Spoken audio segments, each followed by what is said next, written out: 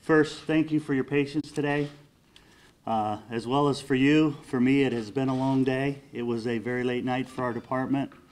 I want to recap a little bit how things went yesterday, some of the things we did last night, and then where we're at today. At approximately 7:50, we received a call for, originally it was a student that was down in a restroom. Later we found out that it was a student with a self-inflicted gunshot wound. We responded to the scene along with our FD. We had numerous partners within Stark County that responded with us. Our first concern were the other students that were in the school. We had to determine if there was any other danger to them, along with making sure that we were able to get the injured student out of that building and to the hospital. That process was a long process. You all have talked to parents that were over there. It took us a long time to be able to secure that building to the point that we were able to release those children back to their parents. First, I want to say that the staff from Jackson Local Schools did an unbelievable job for us.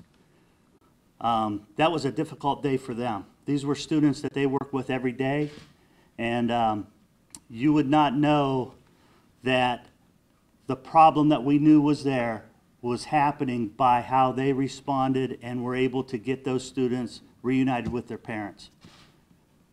Part of that delay in getting the students reunited with the parents was on the police department.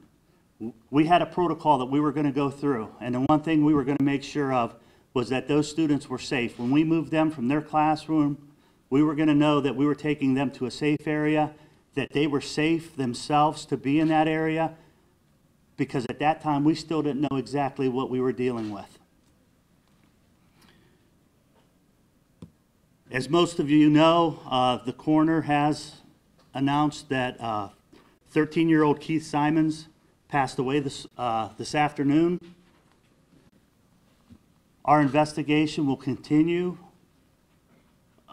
We still are in the process of learning exactly what Keith had done during the morning. We are interviewing all parties that we're able to interview. And this investigation is going to be timely, or it's going to take us a long period of time. There's no question about that. We have a lot of electronics that we have seized. We're going to go through those. We have cell phones we're going through. We're going to attempt to find out what exactly he was planning for yesterday morning. I've had a number of questions of how someone could get a long rifle into the school without being noticed. He concealed that rifle on his person underneath his clothes. Beyond that, I won't comment. I think it's important to know that he was in contact with numerous people on his way to school. He did ride the school bus to school, and nobody noticed that he had anything with him.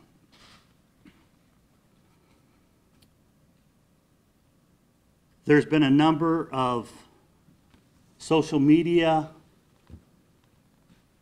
both misinformation, complaints out there of how things were handled. Last night, our detective bureau was out till probably 3 o'clock in the morning following up on any lead possible, any connection with this young man, and to make sure that the students could return today to the school and be safe. We did put extra officers in every one of the schools this morning. They remained in the schools the entire day. We will continue to look at security procedures that we can do to make sure that those students are safe. And we hope that as we keep working through this week, that we can return back to normal to whatever degree we can. At the end of the day, we have a grieving family out there. This is a very difficult day, I'm sure, for that Simons family. We want to respect them and their privacy. We want to give them a chance to mourn. And again, we are going to continue with the investigation. I will take a couple of questions. You talked about trying to figure out what he was planning for, was the words that you used. So you now believe that he was planning something as opposed to just committing. Are you calling it a suicide? Or? We are not. No, okay. What do you mean by what he was planning for? What do you guys think? We're trying to determine that. We don't know completely. We are tracing those steps, and once we have those answers, we will announce it.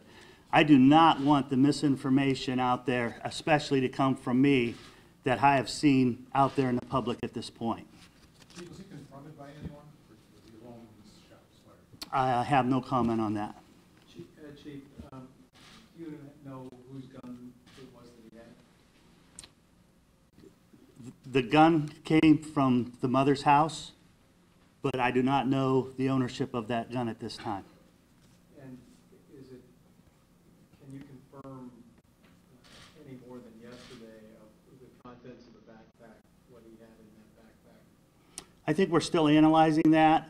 I will say that there were some bottle rockets in there. When I talked about a diversionary type device, there were some batteries in there. There was nothing in there that would make you believe that he had a bomb. He certainly could not have put that together at the school yesterday.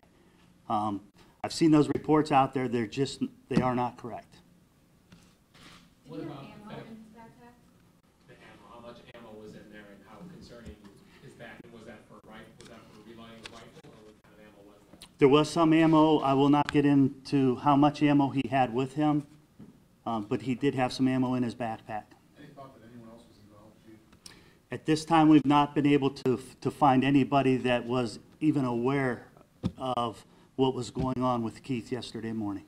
So there's no, right now, you said you're looking at the electronics. Right now, nobody's come to you and said, well, there were warning signs, or there were messages out there that we could have seen or paid attention to. We have found nothing through social media that would indicate that there was a danger for us yesterday from Keith. From friends that we have talked to, as well as people at the school. So, as far as accidental or intentional, you don't have an answer, or do you? We don't. I think we have to wait till the autopsy's complete, and we may be able to determine that at a later time. I think that the question that keeps coming up in the community, other than how did he get the gun in the school, wasn't it obvious he was planning something if he's got all of that? He's got the gun in the school, he's in the bathroom, it's all loaded up with this type of ammo in the backpack. The people are thinking, well, what was he planning? We can make assumptions.